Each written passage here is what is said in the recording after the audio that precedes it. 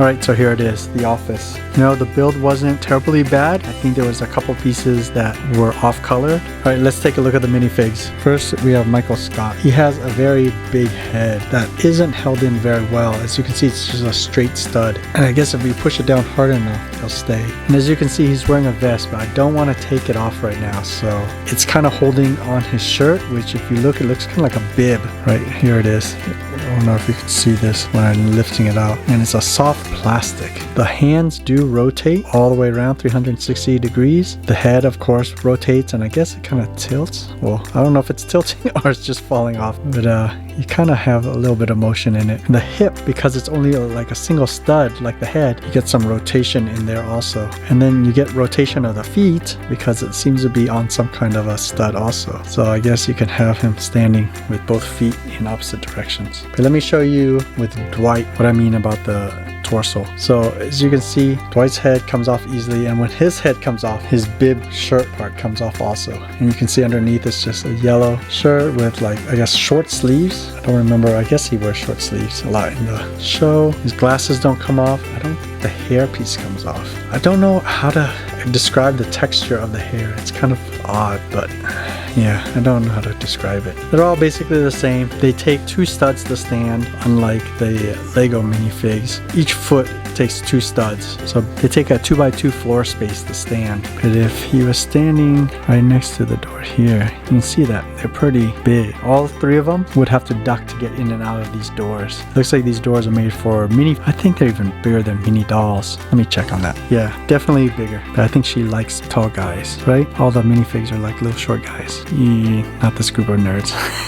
So let's start with the entrance. You only have part of the wall. I don't know why this back part is open. It should be enclosed. Maybe they just don't want to use all the bricks to just enclose this part right here. If you're building this yourself with actual Lego bricks, you might want to close it off. And this is like a lot of wasted space. They should have maybe just moved it forward, I guess. Actually, I think this door is supposed to be closer this way, right? I don't know. I'll have to watch The Office again. It's been a while. Back here you have Pam's desk. I didn't put the stickers on because I figure I'm not going to keep this. Maybe the person that I end up giving this to may want to put the stickers on themselves. Or maybe use the stickers on actual Lego if they're going to redo this as a Lego set. But so her desk is here. I don't remember what else is there. There might be some other items that they didn't put in here that should be part of the desk. One of my complaints is that the chairs, all the chairs in this office are really high up.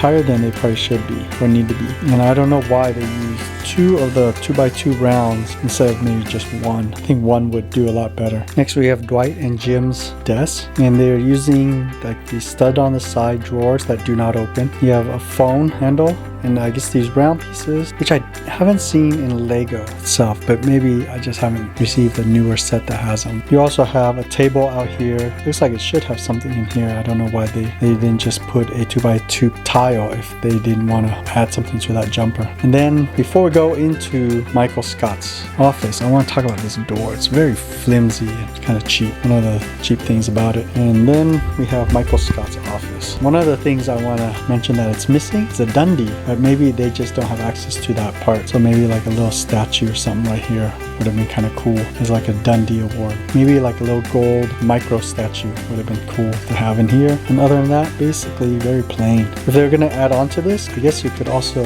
add another plate similar to this size and double it. And then you can have the conference room and then maybe like the desk for the other sales and accounting people. Alright, you might notice that right here, black instead of brown like the rest of the table. I think that's because they gave me the wrong color plate. They also gave me an extra black stud, which I ended up putting underneath this chair. I had to go find a fake Lego piece that I luckily had, which is a lighter color you won't see from here, but thought that they missed a piece. I didn't know that they gave it to me in a different color. And they also gave me an extra 1x2 corner and then a plate with little numbers on it. I'm not sure what those numbers represent or stand. Overall, it wasn't a terrible set, especially for 24 bucks. And if you're a fan of The Office, you know, it's not super terrible. I guess you get these minifigs of The Office characters, and it might be a good collector's item somewhere down the line. But I think if Lego ever creates this themselves, no one will remember this set.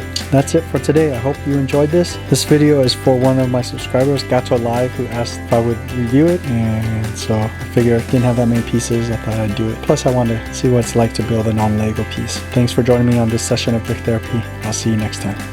Take care.